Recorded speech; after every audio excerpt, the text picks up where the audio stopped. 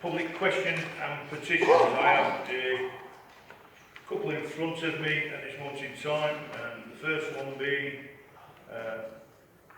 it's a slight let's just show questions.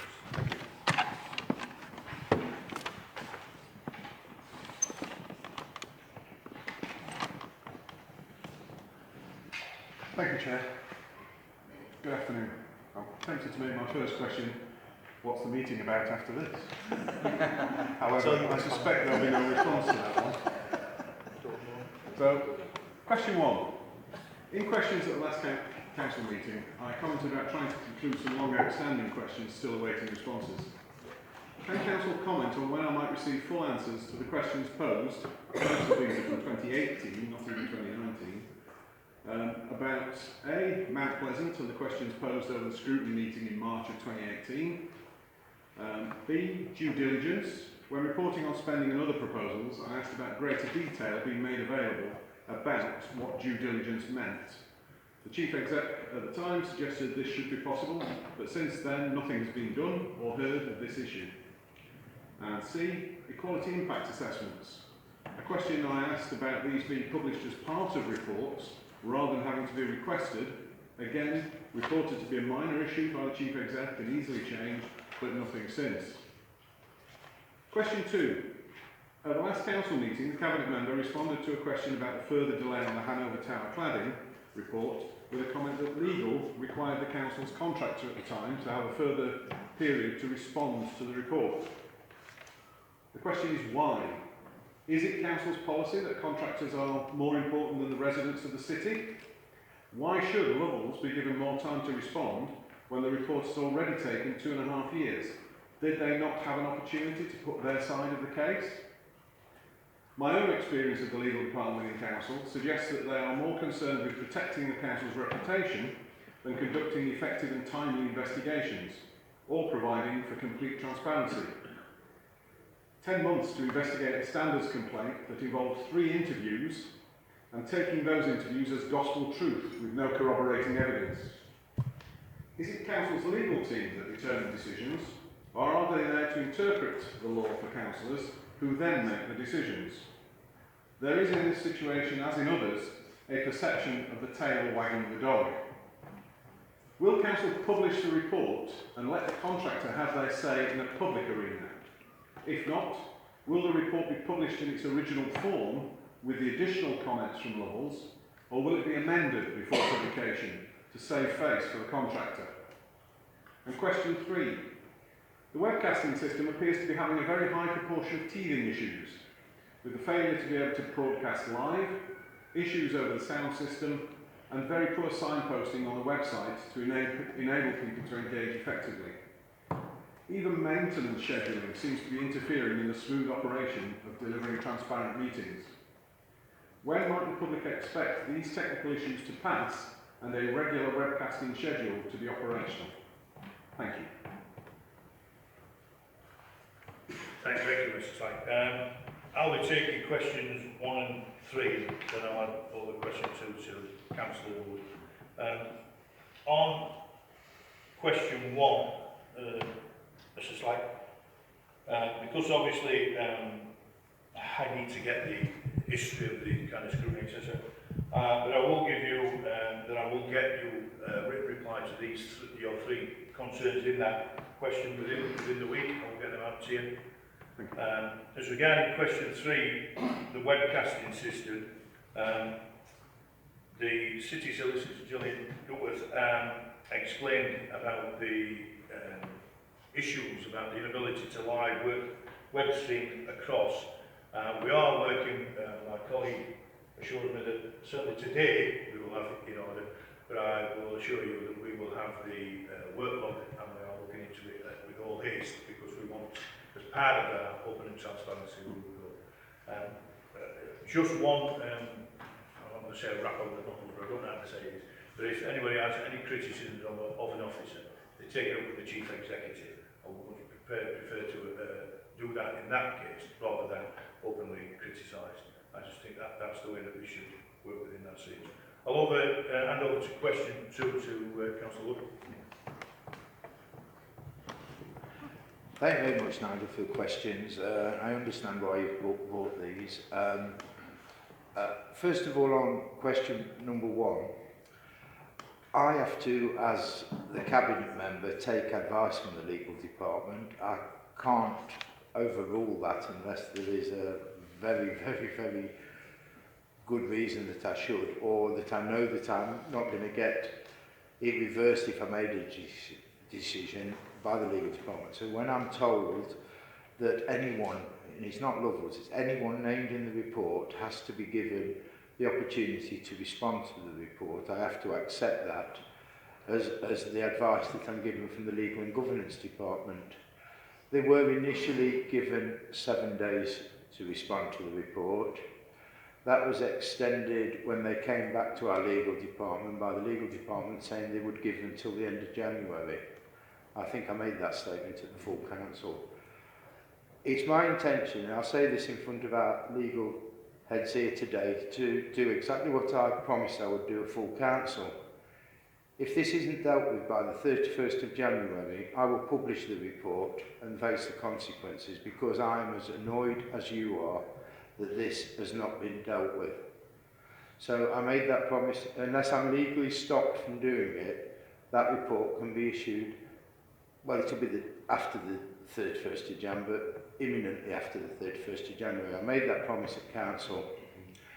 I'm shocked you've really asked the second question, because that is just not the fact. The contractors, to me, are never more important than the residents. I have a number of issues in my portfolio at the moment, which I'm not going to put on the table today, where I'm taking contractors to task because it's more important to get the job done right for the people that we represent. So I'm just a little shocked you've asked that question, because I don't believe that anyone on this council, and certainly I don't, put any officer or contractor or fellow member above the importance of the job we do within the city for people. My experience of the legal department is they've never given me wrong advice yet. I've yet to be proven that any advice I'm given from the legal department has not been correct. And until that day happens, or I find that's the situation, I feel obliged to take their advice. It's what we pay these people a lot of money to do for. Regarding the investigation of the standards, I don't know anything about that, to be honest, so I can't really pass any comment on that. The council's legal team interpret what the law is for the council. If they ever move from that position, we have a very serious issue. They make the decision of what is legal, what is not legal, what we can do, what we can't do. I don't believe there's a perception of the tail wagging the dog with this. I believe they've given the advice that protects the council from claims and monies that could be put against the council should we not deal with things correctly. That doesn't mean it should be allowed to run on the amount of time. 2.5 years is far too long. I've said that from the day I got this portfolio, and I've tried desperately to get it out, as you know, this report. The council will publish the report in full. It will be given on day 1 to the residents of Hanover. We've always said that. I believe that's the right thing to do. And we will have a meeting with the residents of Hanover. Following that, virtually immediately, it will be put out to the public and to the media. I've already spoken to the members of the media across the city and said I'll be quite happy to call a meeting in this building where we will put the report out to every one of the media at the same time. If anyone wishes to come from the public, what I can't do is I can't ask anyone named in the report or criticising the report to attend that meeting. If they wish to, they'll be welcome to. But that will be their decision. If Lovells wish to attend anything, it will be Lovells' decision, as anyone else that may or may not be named in that report. And certainly this is not to save the face of the contractors. And I'd equally add to that, it's equally not to hide any decisions that we may or may not have made, be they correct or wrong. It's to put the facts out there honestly in front of the public. But I do have to work within the legal framework of this, and that has caused these delays, but I think we have reached the end of the line with that. I think now it is not acceptable to anyone that this is allowed to carry on any further. So I hope that, you know, you'll feel that we are doing what we need to do with this. I'd like to just add one other thing which isn't in these questions, but I think in view of when you came to council last week, you were speaking about the problems with repairs and your mother, which I found that very moving. I had been talking to the executive director who's in the room at the moment about these problems some weeks ago, and I've recognised there is issues within the repair service. I recognised it very quickly, and sometimes these are not things you can turn around in 24 hours. I'm sure you appreciate that. This is a big area of the council. It needs planning to do it. We had been working on plans to do that, more or less from when I became a cabinet member, and I did confidentially speak to the councillors in our Labour group meetings about what I was progressing with those plans. Since it really brought it very much to the fore what you said at council, I've met with the executive director of Place on Monday about this, and we will be announcing very shortly how we're planning the restructure of that facility. I accept some of the problems with it. I accept the importance it is, especially people who are disabled, and that we have let people down in the city with some of it. But we have to also remember that we do hundreds of repairs a week, of which, on the statistics I'm given, 90% are very satisfied. But that doesn't mean we should accept that there's a percentage that aren't being done efficiently or correctly, and we accept that, and work is going on to try and get that sorted. I just wanted to really say that because I didn't get a chance at full council to talk to you about it. Thank you. Okay. Thank you, Jeff. Our next questioner is Mr. Russell Johnson. Good afternoon, Cabinet officers. Thank you for this.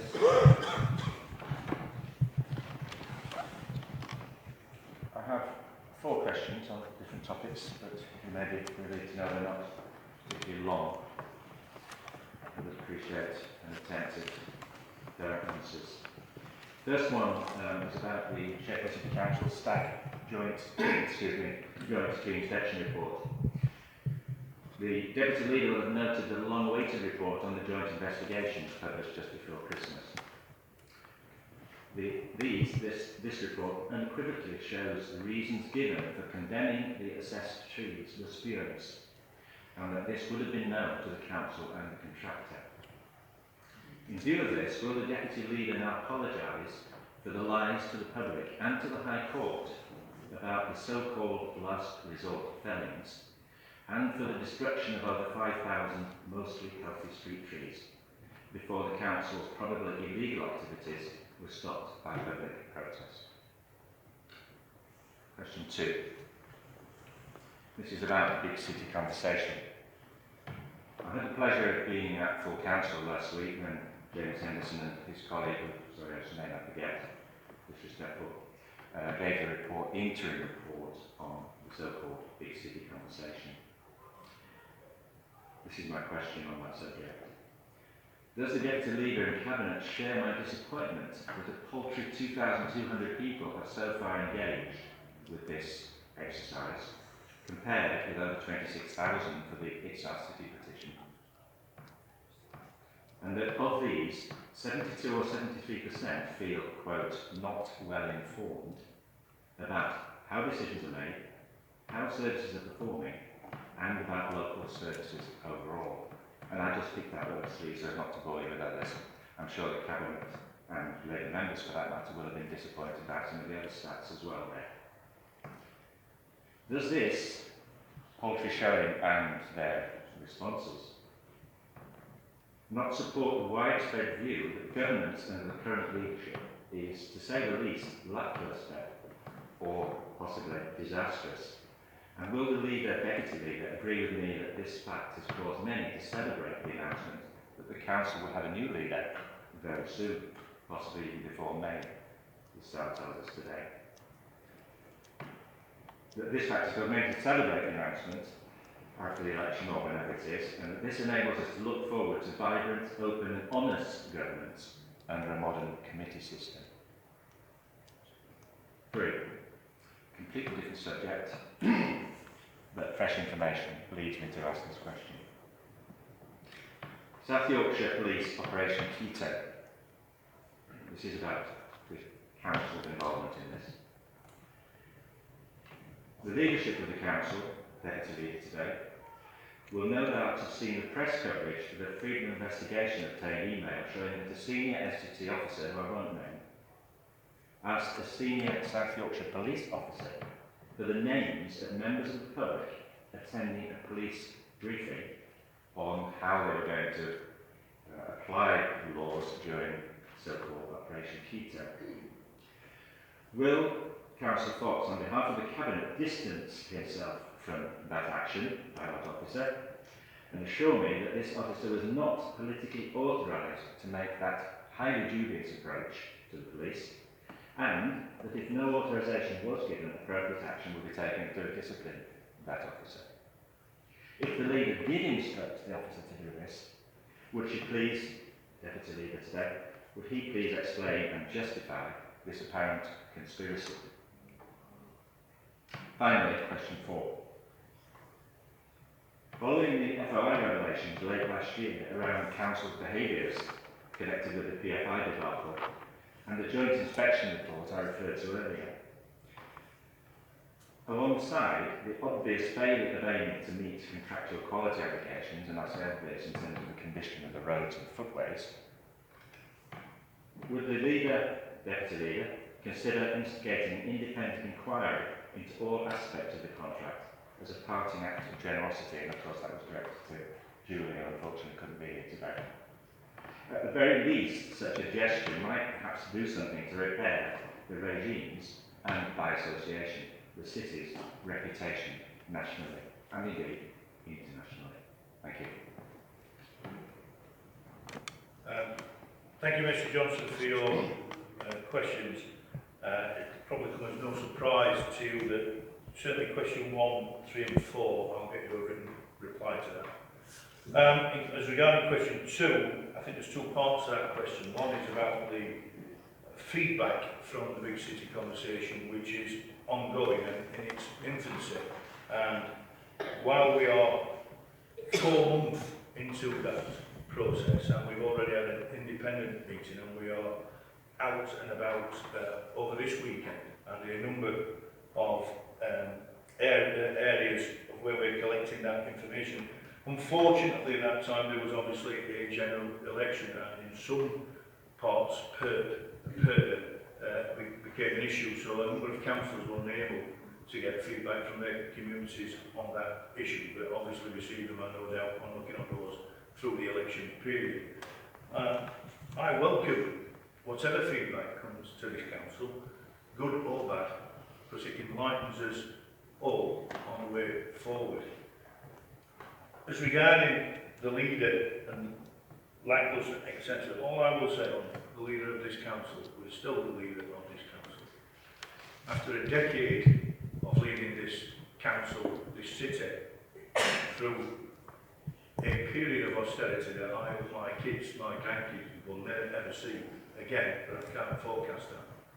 And delivering us to where we are now, I am proud that she has led our group, proud to have served behind her, and it is for her and her alone to dictate when she feels right to do and choose her time. And I applaud Councillor Julie for the minutes. I'm sure there are a number, but I am appalled, absolutely appalled by the vile comments that have gone on social media. And I just cannot believe there are people out there today. Because I've worked in the mining industry, and I know there's another fellow in here who's worked in the mining industry. And if one person talks to another person in any of them comments, I don't tell them what would have happened to them individuals. Unfortunately, we live in a different side of that, and I just feel that it is right and proper that Councillor Julie Dole dictates when she feels it is right for her to step down. May I make a quick response, Chair? So, Chair, can I make a comment about the conversation? This is my first meeting as Chief Executive, and thank you for your questions. I'm not sure how Sheffield City Council does business, but I'll tell you how I do business. You've made a serious allegation on the part of... Which question? The question to do with the conspiracy of an officer and the issue to do with South Yorkshire Police and their operation. That's now on the public record, and I am the Chief Executive responsible for the officers. So I would invite you, please, to bring the evidence which you have to back that, and I will conduct a full investigation and respond to you fully. Thank you. It's your own email. I've made my position clear. May I just make a short response, Councillor Fox, to your comment? sorry. This is not a matter for public council meeting, it's a matter for council business. No, which I sorry, not on respond that. Just a quick response, if I may, to Councillor Fox. I can assure you, Councillor Fox, that I have never made any of those vile remarks about Councillor Zorn. I'm always respectful and polite whilst being critical. I do hope you're not trying to associate me with social media in that respect. Mr Johnson, I would never have named you in any of that comments or at all. I'm just mentioning because it's a public meeting, it's out live. You gave an answer to me. Well, I gave you an answer, and I gave you an answer in regard to the lacklustre, what you call as lacklustre leadership. My comment is about a citywide response to our leader in the way that I believe she's been treated, and I ask that it be on the minutes because that's how I feel, and I'm replying. Could I ask a couple of questions? She can. And I can make myself... Just on the big conversation, Chair, you're right there. Unfortunately, the election prevented us from going out. I'm out on Saturday through you, Chair. Big conversation in the Asda. As I said at full council after the presentation, that my constituents in Darnell were not involved in that citywide conversation. There might have been a few people who may have signed that petition, but they also wanted to be heard like everybody else in this city. That petition brought 25,000. If it brought 75,000, if it brought one, this council and my colleagues have been always clear. If we get a petition of 1 or 1 million, we treat each petition with the same respect and courtesy. So just want to reiterate, Chair, looking forward to that big conversation this Saturday in Darnell. I understand they were up at Foxwell. It was a cross-party event. I'd like to add, I've just seen a photograph of both Julie Grocott and one of the Liberal councillors. So for me, as it's been live streamed, I urge as many people come along to the Asda on Saturday. You can fill in the petition online, or you can pop into your libraries and provide that feedback. So once that exercise is concluded, we'll be presenting those findings. Thank you, Chair. My apologies to Mr Johnson and to you, Deputy Leader, if I didn't make myself clear. I was referring to the question number 3 that you asked about South Yorkshire Police Operation Quito, which I quote, "Will the leader distance herself from this and assure me that the officer was not politically authorised to make that highly dubious approach?" And it goes on to say, has this person been disciplined? And you talk about justifying this apparent conspiracy. Conspiracy is a significantly serious allegation to make. I am not here in this council to justify what the leader or any politicians do. I am here to make sure that allegations of conspiracy against the officers for whom I'm responsible are fully investigated. I make my invitation to you again, and I expect you to appear at my office at some point with evidence with which you have made that allegation. It's a very clear and straightforward point. It doesn't require any comment. Ms Aidan, you have the evidence. It's an FOI revealed email revealed by Sheffield City Council. There is no further evidence. That email constitutes the entirety of that evidence. Can you please point me to that, and I'll take that matter very seriously and look into it. Thank you, we'll take that out. I'm sorry. Thank you, Mr Johnson, for your time. Appreciate it. Colleagues, I have to take you back to item 5, which is my thirst to get to public questions I omitted to do minutes of the previous meeting. So if we can, minutes of the previous meeting, can we approve those? Agreed. Chair. Thank you. Any matters arising? Okay. If not, thank you. We'll not do public questions and petitions again. I think we've enjoyed those inputs. Item 7, items called in for scrutiny.